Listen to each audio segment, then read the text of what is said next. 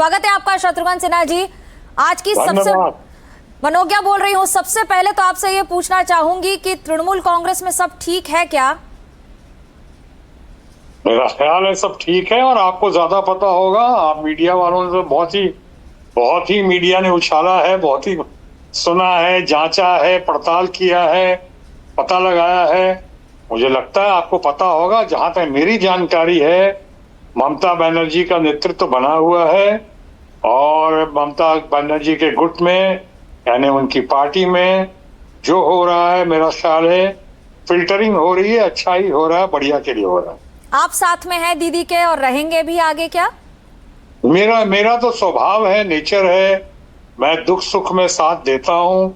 जिन लोगों ने मेरी मुसीबत की घड़ी में, मेरी तकलीफ की घड़ी में, जब मुझे 2019 का चुनाव जो मैं हराया गया था, जैसा लोगों को पता है, उसके बाद कोई सामने नहीं आया था। सबसे पहले ये देश की सबसे कद्दावर, लोकप्रिय और ये tigress of Bengal honourable chief minister Mamata Banerjee सामने आई थी, मेरी हौसला अफजाई करने, और साथ ही साथ मुझे जोर दिया कि मैं जाके चुनाव लड़ूं आसनसोल से, जहां मैं आज तक कभी नहीं गया था, और देश में एक ही उपचुनाव था।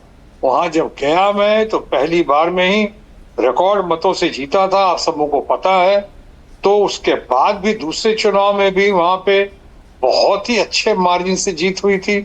तो जिस घड़ी में, जिस मुसीबत की घड़ी में ममता जी ने हमारा साथ दिया, आज मेरा फर्ज बनता है, मेरा कर्तव्य है कि मैं आज उनकी मुसीबत की घड़ी में या दुख की घड़ी में मैं उनका साथ दूं। इसलिए मैंने 3 लाइन व्हिप अपने आप की तरफ से इशू किया है कि मैं ममता जी के साथ हूं, ममता जी के साथ था, और आने वाले दिनों में भी ममता जी के साथ रहूंगा। मेरा ऐसा कोई इरादा नहीं है फिलहाल कि मैं किसी और दिशा में जाऊं या किसी और जगह शामिल हो जाऊं। शत्रुघ्न जी, आपका एक ट्वीट आया जिसमें आपने प्रधानमंत्री नरेंद्र मोदी को 12 साल पूरे होने पर बधाई दी। कोई कारण है, कोई मंशा? आप जानते हैं, मैं अपनी स्पष्टवादिता के लिए, स्पेड को स्पेड कहने के लिए, अपनी बातों को सहज तरीके से लेकिन बोल्ड और बिंदास तरीके से सामने रखने के लिए मशहूर हूं या बदनाम हूं।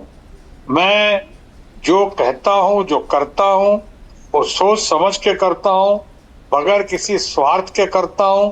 और जब आज 12 साल पूरे हुए हैं माननीय प्रधानमंत्री के, प्रधानमंत्री जो आपके भी हैं, मेरे भी हैं, पूरे देश के भी हैं, देश के हैं, और ऐसे प्रधानमंत्री का जो शायद सबसे ज्यादा लंबा समय प्रधानमंत्री के तौर पे जिन्होंने नेतृत्व किया है, उनको इस घड़ी में बधाई देना मैं समझता हूं मेरा राष्ट्रीय कर्तव्य है।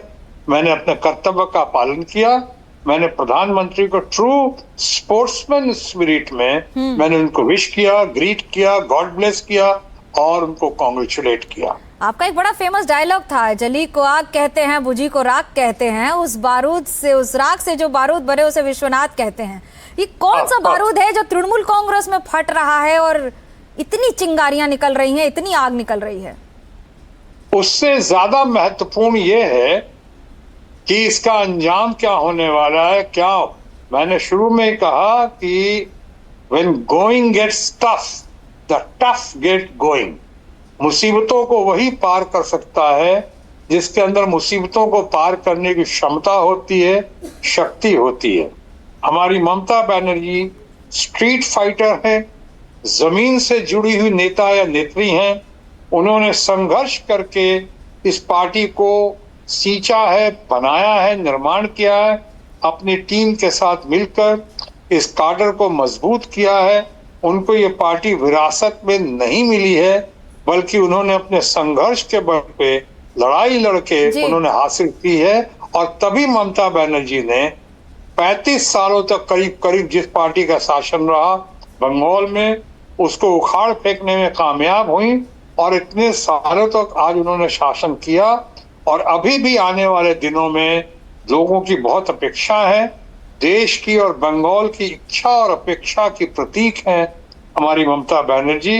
इसलिए आप देखिए, मैं कह सकता हूं, आपने फिल्म के डायलॉग का जिक्र किया तो मैं फिल्मी भाषा में ही कह सकता हूं, पिक्चर अभी बाकी है दोस्त, अभी देखिए आगे आगे होता है क्या।